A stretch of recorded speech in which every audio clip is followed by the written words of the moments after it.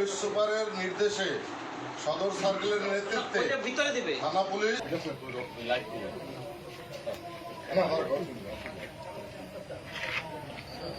জেলার police super জনাব Mohammad Shariful Islam PPM উনি আমাদের সবসময় নির্দেশনা দিয়েছেন। তো এই রাতভর আমরা কাজ করি। 12টা 1-এ আমরা একটা মামলা রুজু হয়, হত্যা মামলা, এই ঘটনায় অজ্ঞাতনামা দিয়ে। তো আসলে আমরা এই কাজগুলো করতে যেয়ে আমাদের থানা পুলিশের আলম সাহেবের নেতৃত্বে যে যোগ্য টিমটা রয়েছে পুলিশের, এবং আমাদের টিমের ইনচার্জ রেজাউল করিমের সাহেবের যে টিমটি রয়েছে, তারা অত্যন্ত চৌকস এবং দক্ষতার সাথে এই হত্যা মামলাটিকে তদন্তের মাঠে নেমে তারা 4 ঘন্টার ভিতরেই বিষয়টি বুঝতে পারে যে এই হত্যাকাণ্ডের পিছনে তার নিজের ছেলে, যিনি নিহতের নিজের ছেলেই এই হত্যাকাণ্ডটি ঘটিয়েছে। এই মামলাটা যখন আমরা তদন্ত করতে নামি তখন আমাদের হাতে কোনো ক্লু ছিল না। পরবর্তীতে আমাদের কাছে একসময় সন্দেহ হলো যে ভিকটিমের খুব কাছে কারো দ্বারা এই ঘটনাটি সংঘটিত হয়েছে। তো পরবর্তীতে আমাদের কাছে সন্দেহ হয় যে হয় কোনো পরিচিত চোর এই কাজটি করেছে, অথবা ভিকটিম পক্ষের খুব কাছের কেউ এই মানে ঘটনাটি সংঘটিত করেছে।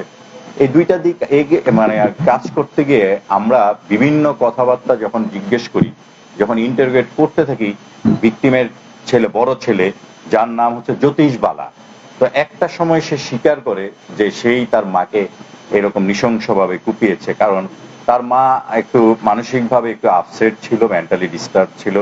তার মা বিভিন্ন সময় বিভিন্নভাবে তাকে বকাবকি করত।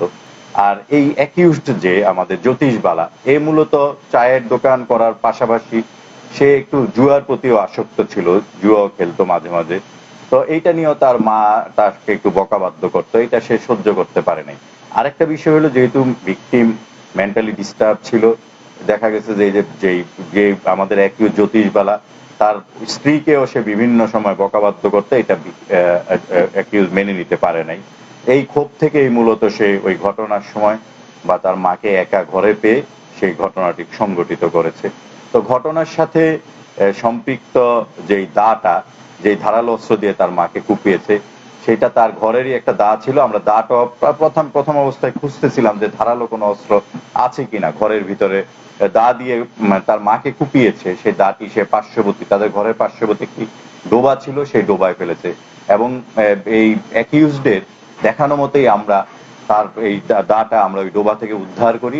অ্যাকিউজড আমাদেরকে দেখিয়ে দিয়েছে যে কোথায় দাটি ফেলেছে, এবং সেই পানিতে নেমে আমাদের সহকারী সহযোগিতা নিয়ে দাটি সে বের করে দেয় ডোবা থেকে।